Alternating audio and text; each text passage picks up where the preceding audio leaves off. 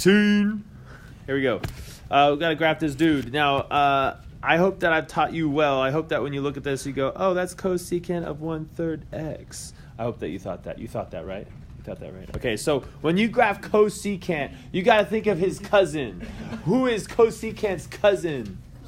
Sine. So I'm going to go sine x, and I'm going to graph sine. How do I remember that sine is his cousin? I remember sine is his cousin because they both have to start with opposite letters. I don't know why I say that S and C are opposite letters. They're not really opposite letters, but anyways, it couldn't be cosine of x because then they would have the same letters.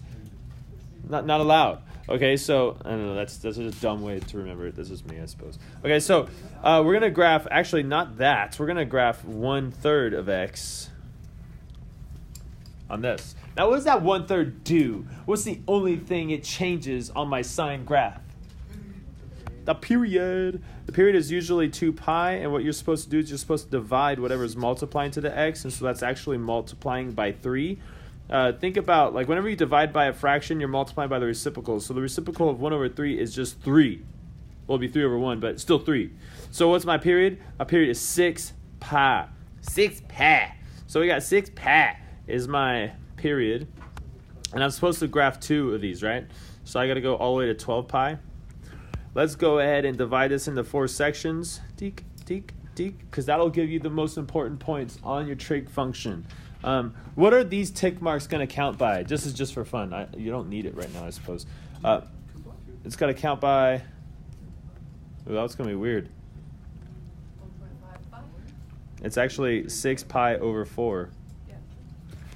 Because you got to take 6 pi and divide it by 4. Can you simplify that? Yes, it would be 3 pi over 2. Okay, so let's do that then. Let's do 3 pi over 2. And so what would the next one be? 6 pi over 2. Oh, snap. What is 6 pi over 2? No, it's 3 pi. Okay, that's the halfway point, right? That makes sense. What is 6 pi over 2 plus 3 pi over 2? 9 pi over 2. There you go. You got your x values. Ooh.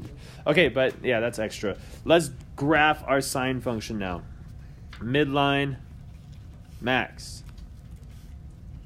Midline, min.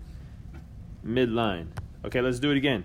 We got 1, 2, 3. Okay, max. Oops. Midline, min, midline.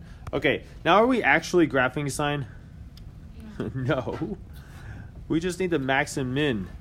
But I am graphing it with dotted lines so you guys can see it. Clearly I didn't scale right, but anyways. Where are the asymptotes for cosecant? Because cosecant is undefined at certain x values. Wherever sine crosses the midline. That is where your asymptotes are. The midline, not the x-axis, the midline.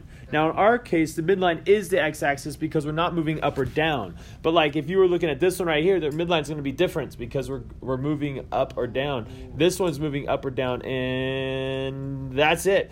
Those are the only two that move up or down that shift the midline. Okay, so let's graph our line. Weak. Weak. Oh, I missed it. Weak. Did you say you? Weak. Weak. Okay, so now my graph is on a cheater graph, which doesn't really help us that much if we're on a scaled graph. But let's think about that for a second. If you guys were looking at a graph that only went to 2 pi, what would you see on this scaled graph from this? Where is 2 pi on this? Holy snap, this is 3 pi right here, huh? And what is this? That's 3 pi over 2. Now, if we divided this, that would be 1 pi. This would be pi over 2. And this right here would be 3 pi over 2. So we would only see, a whatchamacallit thing right here. And then we would see this guy right here. And we would see this. And this, we wouldn't see the rest of that. That's all we would see on our scaled graph. You guys see that? That is only this stuff right here. Yeah? You guys see? Understand? So this 1/3, what did it do? What did the 1/3 do to my cosecant? Stretched it. Which way? Horizontally. It stretched it out horizontally.